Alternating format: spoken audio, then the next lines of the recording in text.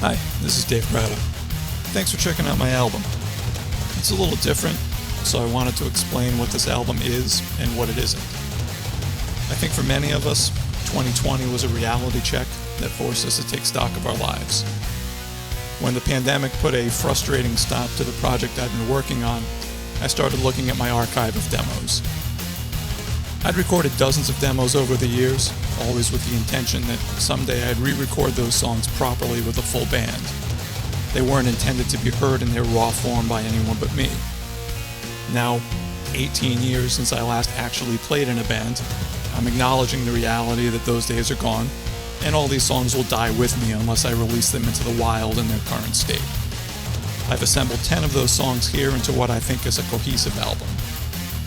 Since these songs were recorded for my reference only, they're not polished in the way that a proper studio recording would be.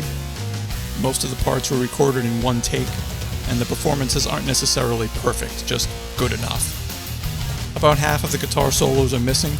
Either I intended to trade off with another guitarist, or I just hadn't written anything yet. And some of the others are just placeholder solos to be refined later. When you hear the rhythm section drop back, just imagine a guitar solo there.